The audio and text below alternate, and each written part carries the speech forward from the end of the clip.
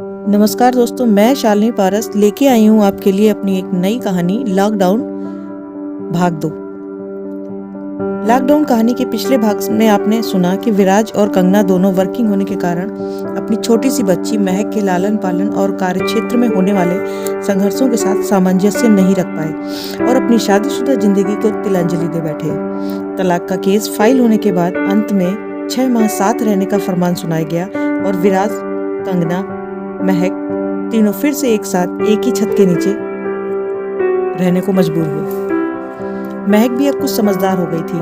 Mummy papa का साथ उसे एक अलग ही खुशी दे रहा था। इस दौरान देश में आई एक विकराल जानलेवा महामारी की वजह से लॉकडाउन हो गया और वह दोनों अपनी बेटी के साथ घर पर ही कैद हो गए। बीमारी का डर और सरकारी आदेशों के कारण दोनों का जॉब पर जाना भी अब बंद हो गया और बाहर की दुनिया से सामाजिक संपर्क भी टूट चुका था। अब तो दोनों उस रात दिन साथ ही रहना था। महक के साथ सुबह होते ही देखभाल में लग जाते। कंगना अगर महक के लिए दूध या जूस या नाश्ता बनाती तो विराज उसे गोद में उठाकर बाथरूम तक ले जाते और ब्रश भी करवाते। नाश्ता करने के बाद जब अपने पापा की पीठ पर बैठकर घोड़ा घोड़ा खेलती और कंगना सबके लिए लंच बनाती तब घर का माहौल कुछ अलग ही होता। सब साथ में लंच करते, फिर कंगना महक को लेकर अपने कमरे में आराम करने चली जाती। विराज का बिस्तर ड्राइंग रूम में ही था। कभी वह अकेले में टीवी देखता तो कभी मोबाइल पर बिजी हो जाता। शाम की चाय विराज स्वयं ही बनाकर कंगना को देता और फिर शुरू होता महक का अपने मम्मी पापा के साथ तरह तरह के खेल खेलना, जैसे लुका छिपी, बैट बॉल आदि। कभी कभी तो एक दूसरे को पकड़ने का खेल भी खेला जाता। एक दिन ऐसे ही महक के पीछे विराज दौड़ रहे थे तो महक भागकर अपनी मम्मी के पीछे छिप गई और जल्दी में विराज ने गलती से महक की बजाय कंगना को ही पकड़ लिया। यह उसका पहला स्पर्श था जो इस बार साथ रहने के दौरान कंगना ने महसूस किया। महक यह देखकर जोर जोर से ताली बजाने लगी और हंसने लगी। विराज माफी मांगते हुए चुपचाप वहां से चले गए। कंगना 2 मिनट यूं ही खड़ी उन्हें जाते हुए देखती रही। रात के खाने का समय हो गया था तो कंगना खाना बनाने के लिए किचन की हो गई। विराज वहां पहले से ही मौजूद थे और आलू गोभी की सब्जी बनाने की कोशिश कर रहे थे। कटी हुई सब्जी जैसे ही उन्होंने तेल में डाली तो गर्म तेल की कुछ बूंदें उछलकर उनके चेहरे पर आ गई। घबरा कर वह पीछे हटे तो कंगना ने जल्दी से उन्हें एक साफ सूती कपड़ा दिया और उनके चेहरे पे आई तेल की बूंदों को साफ किया और फिर गैस की लौ मीडियम कर दी।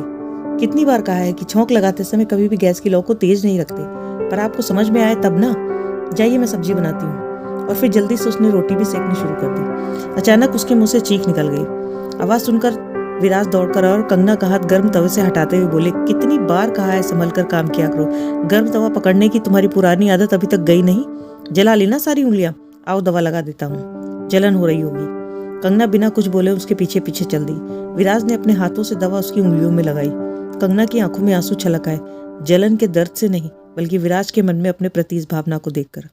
थोड़ी देर बाद सबने खाना खाया और फिर दोनों अपनी अपनी जगह सोने चले गए। आज विराज को नींद नहीं आ रही थी। उसका मन कर रहा था कि वह कंगना के पास जाए और उससे ढेर सारी बातें करे, पर हिम्मत नहीं हो रही थी। डर था कि कहीं वो मना न कर दे। इस तरह आंखों ही आंखों में उसकी रात गुजर रही थी। इधर जब महक मम्मी से कहानी सुनने के बाद सो गई तो कंगना पानी लेने के लिए किचन की ओर गई। किचन से निकलते हुए उसने ड्राइंग रूम में नजर डाली तो देखा विराज अपने बिस्तर पर नहीं है। जिज्ञासा बस वह उन्हें इधर उधर ढूंढने लगी तो पाया कि वो बालकनी में खड़े होकर आकाश की ओर टकटकी लगाए देख रहे हैं।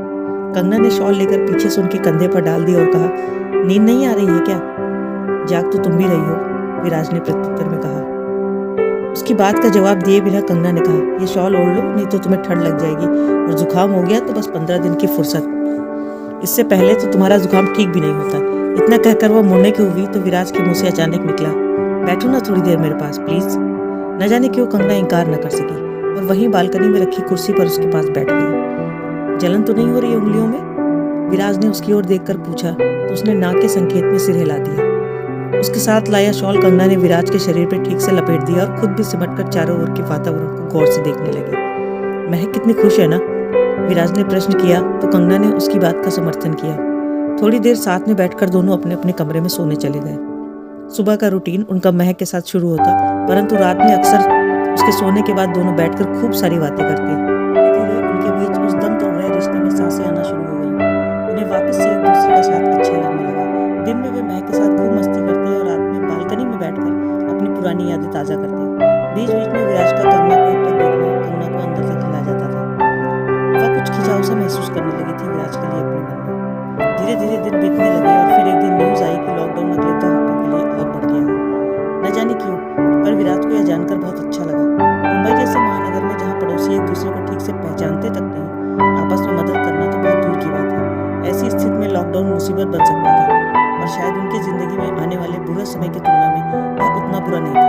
अपनी पत्नी और बच्ची के साथ लगातार रहना उसके लिए यह पहला अनुभव था, वरना भागदौड़ की जिंदगी में उनके लिए इन पलों को बहुत पहले ही छीन लिया गया था। इसलिए वे आज इस स्थिति में पहुंच गए थे कि कोर्ट के आदेश के कारण जबरन उन्हें साथ रहना था।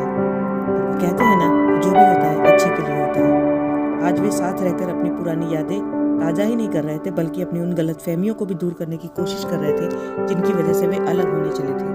अब धीरे धीरे उन्हें यह भी समझ में आ गया था कि केवल पैसा कमाना ही जीवन का उद्देश्य नहीं है, बल्कि परिवार को और अपनों को समय देना भी उतना ही जरूरी है जितना जीवन में सांस लेना। टीवी पर न्यूज आ रही थी, लॉकडाउन की वजह से देश की आर्थिक व्यवस्था चरमरा गई, प्रवासी मजदूरों की स्थिति दयनीय हो गई, स्कूल, कॉलेज, बाजार बंद, घूमना फिरना बंद, सब कुछ अपनी पटरी से उतर चुका था। पर चाहे जितना भी बुरा हो, उसका कोई ना कोई पहलू सकारात्मक अवश्य होता है, और वही सकारात्मक पहलू था लॉकडाउन का। विराज और कंगना के जीवन में उनका जीवन फिर से पटरी पर आ गया था। जीवन की गाड़ी सही दिशा में चल निकली थी। महक को उसके मम्मी पापा एक साथ मिल गए थे। अब उन्हें लॉकडाउन के खत्म होने का इंतजार था, इसलिए नहीं कि उन्हें वापस अपनी जॉब में लौटना था, बल्कि इसलिए कि वो अपने तलाक का केस वापस ले सके।